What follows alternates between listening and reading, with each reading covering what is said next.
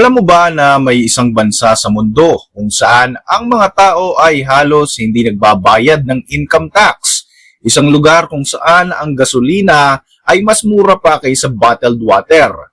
At ang kanilang lider, nakatira lang naman sa pinakamalaking palasyo sa buong mundo na tinatayang may higit na 1,700 na mga silid. Habang ang karamihan sa mundo ay hirap sa taas ng gastusin, at dahil sa kasalukuyang krisis sa langis, dahil sa nagaganap na kaguluhan sa gitnang silangan, may isang lugar na tila ba kabaliktaran ng lahat. Isang bansa na kahit sobrang liit lamang kung titingnan sa mapa ay nagtataglay naman ng napakalaking yaman. Sa video na ito ay pag-uusapan natin ang bansang Brunei.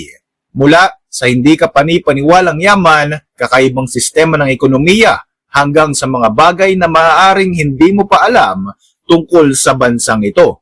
Ako po si Royzen, welcome sa Kien Thoughts. Kung hilig mo mga ganitong uri ng videos, mag-like at mag-subscribe para lagi kang updated sa ating mga susunod na uploads. Welcome sa bansang Brunei, isang maliit na bansa na nasa bandang ibaba ng Palawan. Mas malaki pa nga ang probinsya ng Occidental Mindoro kaysa sa bansang ito, na tahanan ng kakaibang unggoy na tinatawag na proboscis monkey. Sa pinakabagong ulat ngayong April 2026, batay sa datos ng International Monetary Fund, ang Brunei ay nasa ika-10 pwesto sa listahan ng pinakamayamang bansa sa mundo kung pagbabasehan ang GDP per capita na tinatayang nasa $97,858 o tinatayang 5.5 million pesos.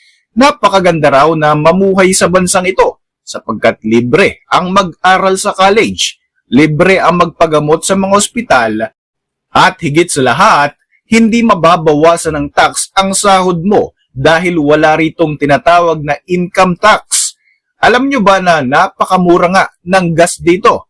0.53 Brunei dollars o nasa 22.50 pesos per liter lamang. Ito ay sa kabila nga ng nagaganap na oil crisis dahil sa pagsasara ng Strait of Hormuz sa Middle East. Mas mahal pa nga raw ang mineral water kaysa sa gasolina sa bansang Brunei. Kaya naman halos lahat ng tao rito ay may sariling mga sasakyan. Bagamat nagbabago ang presyo depende sa global market, ramdam ang epekto nito sa pang-araw-araw na pamumuhay. Maraming residente ang mas pinipiling magmaneho kaysa umasa sa mga public transportation, at karaniwan mong makikita nga rito ang mga malalaking SUV at mga powerful cars sa kalsada. Para sa marami, hindi malaking concern ng fuel cost sa pagpili ng sasakyan. Maiksi rin ang distansya ng mga biyahe sa pagitan ng mga bawat lungsod sa Brunei, kaya naman mas convenient ang pagmamaneho rito. Dahil dito, ang sasakyan nga ay naging pangunahing mode of transportation ng karamihan sa mga households. Gayunpaman, hindi naman lahat ng kwento tungkol sa Brunei ay maganda dahil nababalot din ito ng mga eskandalo, kontrobersya at mga aligasyon ng korupsyon. Sinasabing ang malaking bahagi ng yaman ng Brunei ay napupunta lamang sa bulsa ng kanilang hari na si Sultan Hassan al-Bolkiah. Sa katunayan, noong 1997 ay naging pinakamayamang tao pa ang sultan ng Brunei sa buong mundo na may net worth na 38 billion US dollars. Natalo pa nga niya si Bill Gates na nasa second place lamang ng mga panahon na ito. Si Sultan Hassan al-Bolkiah ay 58 years nang namumuno sa Brunei. Naupo siya bilang hari noong October 5, 1967. Siya rin ang ikinukonsidera bilang longest serving head of state sa buong kasaysayan. Binansagan siyang the Playboy Sultan. Mayroong nailabas pa nga na documentary at libro tungkol sa kanyang mga pambababae. Maluho raw ang lifestyle ng sultan, mula nga sa pagdaraos ng mga engrandeng party sa Amerika kung saan gumagasta siya ng higit 1 million US dollars hanggang sa $20,000 o 1.1 million pesos para lamang sa isang haircut sa London. Napakarami rin itong koleksyon ng mga mamahaling sasakyan katulad ng Rolls-Royce, Lamborghini at Ferrari. Ayon sa pahayag ng Mirror.co.uk, nasa 7,000 units ang lahat ng luxury cars ng Sultan at 300 sa mga ito ay mga Ferrari. Gayunpaman, hindi kumpirmado kung totoo nga ba ang impormasyon na ito.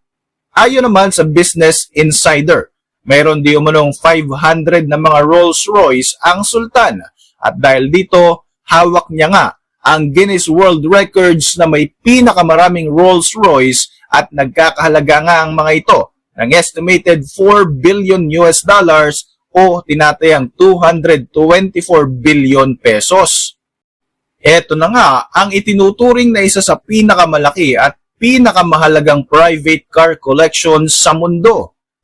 Marami kasi sa mga sasakyang ito ay mga rare luxury models mula sa mga brand katulad ng Rolls-Royce, Bentley, Ferrari, Lamborghini, Porsche at Mercedes-Benz. Bukod nga sa mga production models, iniulat din na may mga custom-built at limited edition cars ang royal family na sobrang bibihira lamang. Ang mga sasakyan na ito ay karaniwang nakaimbak sa malalaking mga garage at storage facility na pag-aari ng royal family. Bagamat hindi ito bukas sa publiko, ang laki ng koleksyon ay matagal nang kinahuhumalingan ng mga car enthusiast at mga journalist.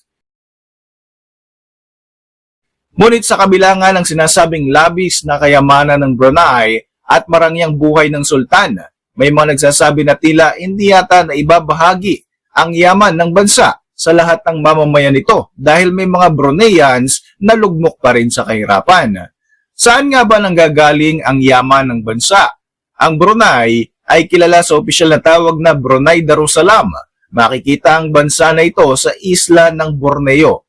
Kahati nito sa isla ang mga bansang Malaysia at Indonesia. As of April 2026, mayroon itong populasyon na nasa 469,775 na katao.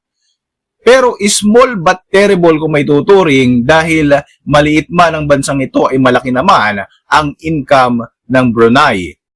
Maliit lamang ang utang ng kanilang bansa. Base nga sa pinakabagong ulat ng IMF at ng iba pang financial institutions, ang public debt to GDP ratio ng bansang ito ay 2.0% hanggang 2.3% lamang kumpara sa Pilipinas na ang public debt to GDP ratio ay 60.2% hanggang 61%. Ang malaking bahagi ng yaman ng bansang Brunei ay nanggagaling sa tinaguriang itim na ginto o mas kilala sa tawag na petrolyo. Ang bansa ay may malaking deposito ng oil and natural gas. Kabilang ang Brunei sa top 5 oil-producing country sa Southeast Asia. Ang yamang ito ay binabalik sa tao sa pamamagitan ng libreng edukasyon at healthcare programs. Bukod nga rito, hindi sila kailangang kaltasan pa ng tax para pondohan ang mga programa ng gobyerno. Walang ipinapatupad na personal income tax deduction sa mga locals at sa mga foreigners na nagtatrabaho sa bansang Brunei. Isa sa pinaka-nakakagulat nga na katotohanan tungkol sa buhay sa Brunei ay ang karamihan sa mga citizens ay hindi nagbabayad ng personal income tax. Hindi tulad sa ibang bansa kung saan malaking bahagi ng sweldo ang napupunta sa buwis. Sa Brunei, halos buong kita ay napupunta sa mga tao. Kayang-kaya itong gawin ng Brunei dahil sa malaking oil at natural gas reserves nito. Ang ekonomiya ng bansa ay matagal nang sinusuportahan ng energy exports simula pa noong 1920s. Ayon sa economic data, ang oil at gas ay bumubuo sa humigit kumulang 60% ng GDP ng Brunei at halos 90% ng mga exports nito. Dahil sa yaman na ito, napopunduhan ng gobyerno ang maraming public services kahit walang income tax. Hindi rin problema ang mataas na tuition fee dahil libre ang edukasyon sa bansang ito hanggang sa makaabot ka ng kolehiyo. Sa ilang pagkakataon pa nga ay nagbibigay pa ang gobyerno ng scholarships para sa mga estudyante para makapag-aral pa sila sa ibang bansa. Dahil maliit lamang ang populasyon ng Brunei, ang yaman ng bansa ay nahahati lamang sa kakaunting mga tao. Ang unique na economic structure na ito ang dahilan kung bakit kakaiba ang tax systems ng Brunei kumpara sa ibang bansa. Para sa maraming mga visitors, ang ideya ng pamumuhay sa isang bansa na walang personal income tax ay isa sa pinaka-shocking na aspeto ng buhay sa Brunei. Kahanga-hanga rin ang libreng programang pangkalusugan sa bansang ito na tinatawag nilang One Patient, One Record Electronic Data Management System. Dahil madaling ma-access ang health record ng mga pasyente, mas mabilis at mahusay ring nagagawa ang pangangalaga at pagbibigay ng lunas sa mga ito. Isa sa pinakakamanghamanghang landmark naman sa Brunei ay ang Istana Nurul Iman, ang official residence ng Sultan ng Brunei. Kilala ito bilang pinakamalaking residential palace sa buong mundo. Nakumpleto ang construction ng Istana Nurul Iman noong 1984. Ang palasyo na ito ay idinisenyo pa ng isang Filipino architect na si Leandro V. Locsin. Ang napakalaking complex na ito ay may mahigit sa 1,700 na mga kwarto. Kabilang nga rito ang 257 na mga bathrooms, ilang banquet halls, mga offices at isang malaking mosque na kayang mag-accommodate ng humigit kumulang 1,500 Muslims worshippers. Kasama rin sa palasyo ang isang napakalaking banquet hall na kayang mag-host ng hanggang 5,000 na mga guests, pati na rin ang isang garage na kaya namang maglaman ng daan-daang sasakyan na pag-aari ng royal family. Ang buong building nga ay may lawak na humigit kumulang sa 200,000 square meters o nasa 2.1 million square feet. Bagamat karaniwang sarado ito sa publiko, binubuksan ito isang beses kada taon tuwing Islamic celebration ng Hari Raya Eid al-Fitr. Sa panahong ito, libu-libong citizens and visitors ang inaanyayahan para pumasok sa loob ng palasyo. Makikilala nila ang sultan at mararanasan ang isang festive na atmosphere. Para sa maraming travelers, ang laki at karangyaan ng Istana Nurul Iman ay isa rin sa pinaka-shocking and fascinating na lugar sa Brunei. Ang bansang Brunei ay isang maliit na bansa lamang pero wala ritong income tax. Sobrang mura ng gasolina, libre ang pag-aaral at ang pagpapa-ospital. Sino nga ba ang hindi mahuhumaling at gugustuhing manirahan sa isang bansang napakaganda ng ibinabalik na serbisyo para sa tao? Para sa inyong mga reaksyon, mag-iwan lang ng komento sa ibaba ng video na ito. At para manatiling updated sa ating mga susunod na uploads, siguruhin mag-subscribe. I-like mo na rin ang ating mga videos bilang suporta.